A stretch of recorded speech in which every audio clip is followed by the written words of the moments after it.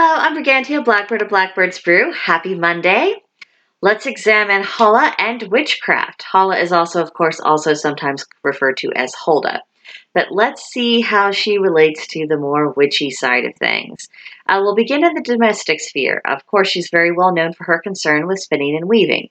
Now, both spinning and weaving are inherently magical activities, and they have a long history of being used in magical context. Because spinning and weaving was considered to be woman's work, this is a form of magic that is particularly special for women.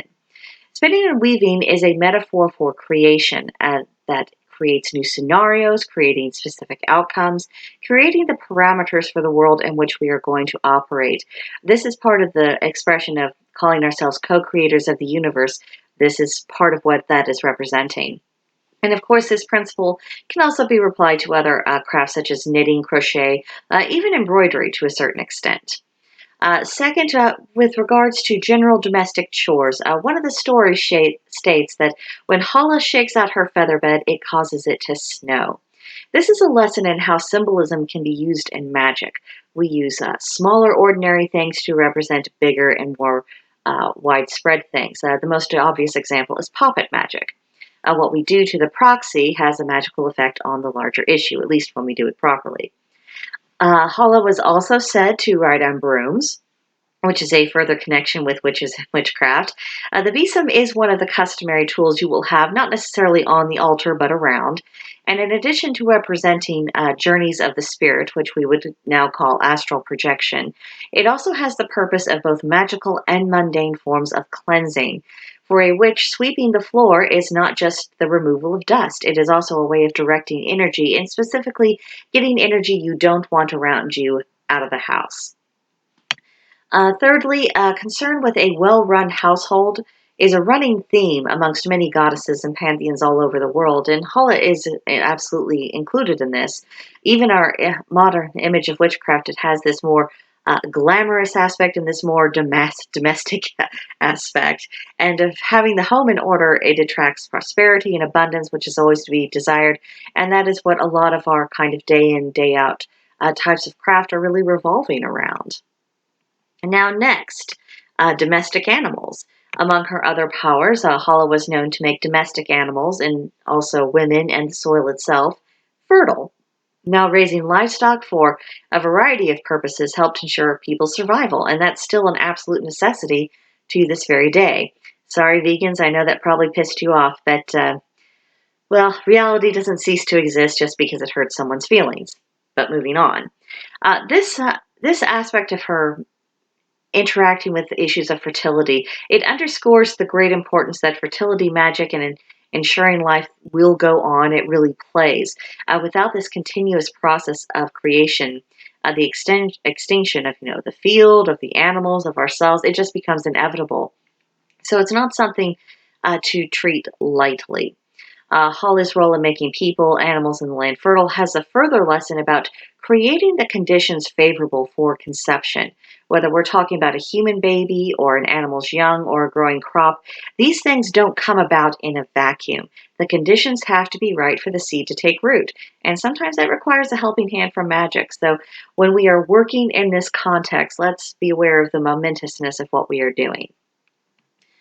On the magical realm, Holle was considered to be a protectress of children, beginning with childbirth. She was said to have a sacred pool through which the souls of newborn children enter the world. This strikes me as the spiritual equivalent to the literal waters of the womb. Children pass through both of these waters in order to be born in the world, and that is a sacred, albeit messy, process. Lending our magical support for our sisters when they're giving birth, even if we can't be there in the delivery room, that is part of being in a magical and a pagan community. It's life-affirming, and it's really an honor to be able to do this for each other. Holle was also a protector specifically of infants. She was a bit of a guardian spirit. She would even come to rock the cradles of children, if their nurses or their mothers were falling asleep.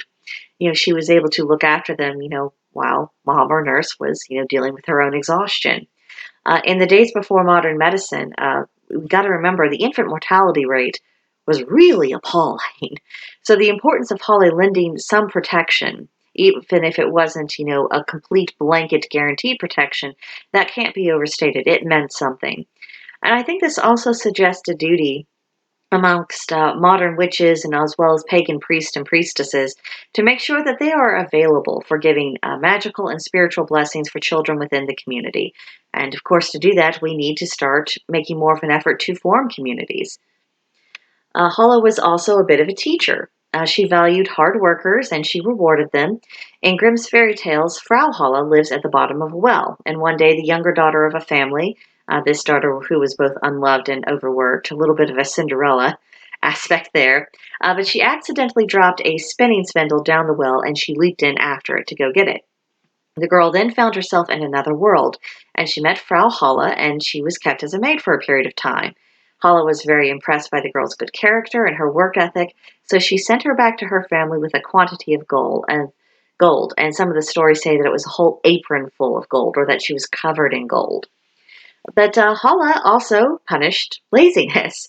Now, the mother of this hardworking girl got greedy, and some of the stories say that the other sister got greedy. But at all events, the older daughter also went down the well, and she was doing this in hopes of getting more gold. However, she was lazy. She made a very bad impression on Frau Holle, and she sent the girl back up through the well, covered in tar.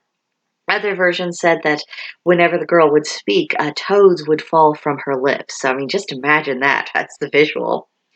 Holle is essentially an instructor about the relationship between cause and effect. And this is a life lesson we all need to learn, but especially for those of us who practice magic. The choices we make have consequences, and sometimes good, sometimes bad, but we are not helpless victims in this scenario. We create our own outcomes, which is one of the most fundamental lessons about magic. Holle is also associated with the Wild Hunt. Some consider her to be the leader, the mistress of the Wild Hunt. And the Wild Hunt has an extremely strong associations with storms, which of course are more common during this time of year, especially the further north you go. Holle and other deities who are linked with the weather will ride during this time. They're associated with gathering up the dead and seeing that they reach their appropriate destinations. And just as with physical storms, there's just a huge surge of energies, and this is both exciting and also it can be a cause for concern. There is comfort in the belief that the various gods are looking after the dead, especially if we've recently lost loved ones. However, this process is also a reminder of our own personal mortality, which can be uncomfortable at the best of times, and this can cause us to come face to face with a deeply held primal source of fear, the question of, shall I live to see another day? So from Samhain to Yule, this is a time for the dead to roam and the energy of their spirits to be more strongly felt than at other times of the year. And it's an opportunity to contemplate the mysteries associated with death, the afterlife, rebirth, and to examine how we view these things and the process as a whole. Now, it is also true that Holle was considered to be the collector of souls for departed children, and sources vary whether or not she was collecting just those who had happened to die or if she was um, killing them in order to collect them. It really depends who you are referencing. And it does seem that the further one gets to the medieval period, the more likely it was to be the nastier version. But there was also a belief that children weren't fully tied to the ancestral family tree until they had lived for 9 days. And then it was on the 9th day that it was customary for some peoples to give the child their name. However, if the child died before that point, it was thought that Holle would come to collect the child's spirit, take it into her care, rather than the child being taken to its ancestors. Other sources claim that all children who die prematurely, be it through illness or injury, are claimed by Holle, who ensures that they arrive safely to the other world. So there's a lot going on there. There's a lot of ideas to explore. Holle could be accurately described as a goddess of the underworld, and this is a reminder that the craft of the wise is concerned with both living and the dead. It is that dual purpose. It is having one foot on either side of the veil. Sometimes Holle is shown as living at the bottom of a well, which is what we referenced earlier, which survives as part of Grimm's fairy tales. But other myths will describe her as living under the mountain, and that makes her underworld realm more akin to places we would associate with the Fae. And in fact, one of the Fey races was actually named for her. They are called Huldrefolk.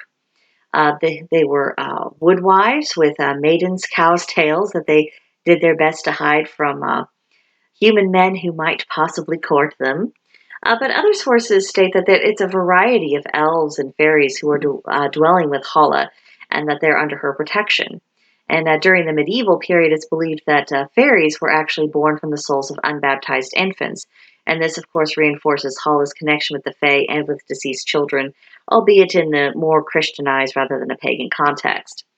So we can see that Holle really travels the length and breadth of what witchcraft is all about. It is about the living, it is about the dead, it is about all those significant points of life in between. It's about ensuring the fertility, it's about ensuring that the cycle goes on and being there to collect what remains after that particular cycle has ended.